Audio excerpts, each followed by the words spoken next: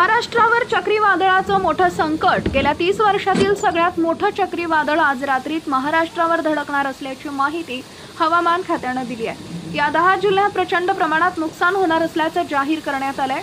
एक वादळ जे बंगालच्या उपसागरात विशेष स्थितीत निर्माण झालंय, त्यामुळे पुन्हा एकदा महाराष्ट्राच्या दिशेने प्रचंड वेगाने त्याची गती वाढली आहे। भारतीय हवामान खात्याने याबद्दल 10 जिल्ह्यांना रेड अलर्ट घोषित केलाय। गेल्या 20 वर्षातील सर्वात मोठं चक्रीवादळ हे आहे, त्यामुळे आता प्रत्येक नागरिकांनी सतर्क राहण्याच्या सूचना प्रशासनाने जाहीर केल्या आहेत। सरकारने अर्जंट आदेश जारी केलाय। या चक्रीवादळाचा फटका महाराष्ट्रातील या 10 जिल्ह्यांना सर्वाधिक बसणार आहे। राज्य शासनाने 3 तारखा जाहीर केलेल्या आहेत। या 3 तारखांना राज्यभरात सर्वाधिक नुकसान होण्याची शक्यता प्रशासनाने सर्व नागरिकांना, विशेषतः शेतकऱ्यांना सतर्क राहण्याचे आणि सुरक्षिततेच्या सूचनांचे पालन करण्याचे आवाहन केले। नेमक्या कोणत्या 3 तारखांना आणि कोणत्या 10 जिल्ह्यांना भयंकर चक्रीवादळासह तुफान गाराचा फटका बसणार आहे ते लगेच पुढे पहा।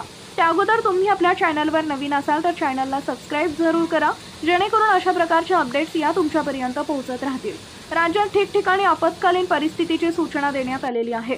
सरकारकडून आपत्कालीन परिस्थितीत करणाऱ्या उपाययोजना सुरू करण्यात आल्यात। या वादळाच्या पार्श्वभूमीवर अनेक उपाययोजना जाहीर केल्या आहेत, त्यामुळे तुम्हाला या संकटाचा सामना करावाच लागेल। यासाठी कोणत्या त्या 3 तारखा आहेत, या तारखांना सर्वाधिक नुकसान होण्याची शक्यता आहे आणि कोणते 10 जिल्हे आहेत की जिथे प्रचंड नुकसान होणार आहे याची सविस्तर माहिती तुम्हाला देणार आहे। हे चक्रीवादळ कसे असेल, कोणत्या 10 जिल्ह्यांवर याचा परिणाम होईल आणि तुम्ही स्वतःचा बचाव कसा करायचा आहे, राज्य सरकारने काय सूचना नागरिकांसाठी दिलेल्या आहेत, सविस्तर 2 मिनिटं हा व्हिडिओ पहा। चक्रीवादळ हे शक्ती नावाचं चक्रीवादळ बंगालच्या उपसागरात तयार झालेलं आहे। समुद्राच्या पृष्ठभागावरील तापमान वाढीमुळे कमी दाबाचा पट्टा निर्माण झालाय आणि त्यातून हे महाभयंकर 20 वर्षातलं सगळ्यात मोठं वादळ निर्माण झालंय। हवामान खात्याच्या अंदाजानुसार या वादळाची तीव्रता पुढील 3 तारखांना, ज्या तारखा दिल्यात ज्या मे मधल्याच आहेत, ज्या तारखांना सर्वाधिक तीव्रता होईल, या चक्रीवादळामुळे जवळपास 70 ते 100 किलोमीटर प्रति ताशी वेगाने वादळी वारे वाहू लागतील।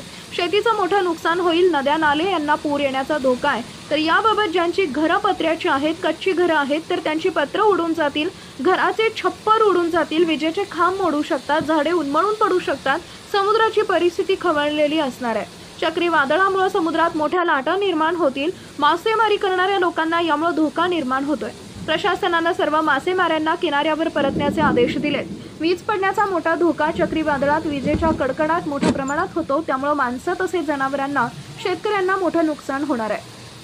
मागील काही वर्षात चक्रीवादळाचा इतिहास पाहिला तर या संकटाचं गांभीर्य लक्षात येईल।